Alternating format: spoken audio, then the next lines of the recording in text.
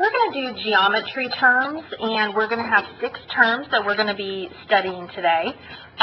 What I did with my notebook is I took it and left about 1/3, maybe, or so of the width of the paper. I flipped it over, increased it, and then I titled it Geometry Terms up here. I'll probably just kind of bubble it or whatever you like to do just so it doesn't get lost in my other handwriting. Okay, our first term we're going to talk about is collinear.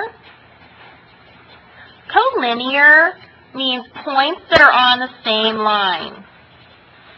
So we're going to write points on the same line. Okay, let's draw an example. So I'm going to draw a couple different things right here. Here's my line. I have A, B, and F.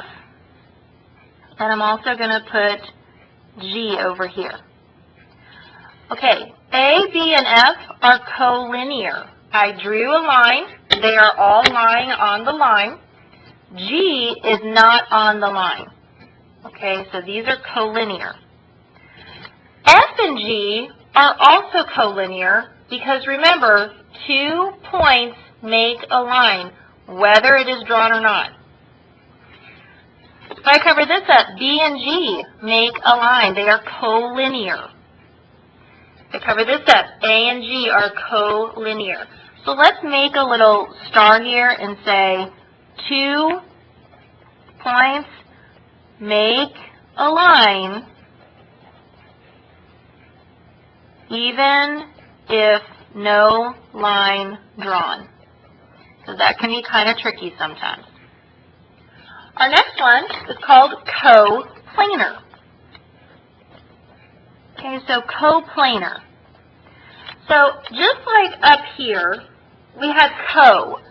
And co is codependent, means rely on each other. So we have the same thing here. And then we have line. Okay, so here's line, just like we have the planar portion. Okay, so if we want to talk about coplanar, points on the same plane. Okay, remember, here's our plane, picture of a plane. I'm going to put A, B, G, and K. And then I'm going to draw this like kind of point here. This is a line that's actually going through, and I'm going to put F out here. Okay? The points on the same plane are A, B, G, and K. They're all coplanar line points. Remember, 3 non-collinear points make a plane. F is non-coplanar, okay, in comparison. So we have coplanar on the plane, and then we have non-coplanar.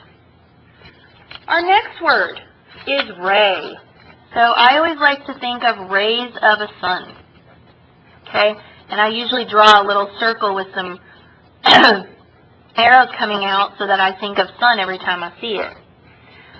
Okay, a ray has a starting point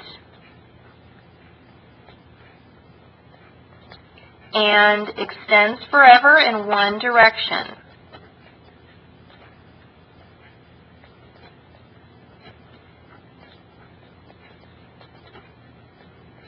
Okay, so now when I look here, let's draw a picture. I have a point. Okay, here's my ray. I'm going to start at A and I go to Z. I have another ray. I'm going to go to F. I have another ray and I'm going to go to B. All of these rays start at A, so it's the sun. And if I'm going to name those rays, so our name of our rays would be ray AZ, ray AB, or ray AF. Did you notice that this A is the same for all of them. That has to be your starting point, where you start from and then extend towards. It does not matter what direction the ray goes in the picture, the arrowhead always goes to the right. Now, there's a big difference between a ray and an opposite ray. Okay, so here's opposite ray. Two rays with a common endpoint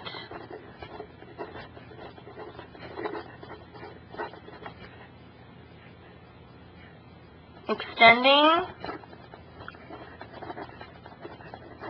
in opposite directions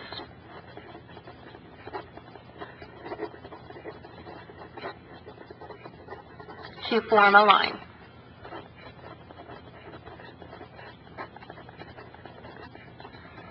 An example of a picture here is going to be the following. Here's a line. I have C, K, and L. This is its common endpoint. Now, is it a line? Of course it's a line. Okay. Is it just one ray?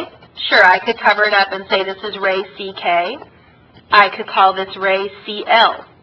I can also call this CL is the same as or different than KL. Okay, ray KL. But I'm looking at opposite rays. They must form a line. A line. No other thing. When you have opposite rays, they will be called out the following. CK and CL. They must have the same letter. They extend in opposite directions to form a line. The last word we're going to talk about is skew, and it's always just, it's a tough word. It's really even hard to explain, so I'm going to just draw a picture. I'm going to make a cube. So here's my cube. And I've got some hidden lines behind it to show 3 dimensions. Skew lines are kind of perpendicular, but they don't touch and they're in different planes. So I'm going to take this line right here. Okay, so I'm at the top of my box, at the top of the box, at the back corner. A skew line does not come here because that would be touching. It doesn't come here because it would cross. It doesn't come here because that's parallel. It actually comes, so it looks like it's perpendicular, but it's on a different plane.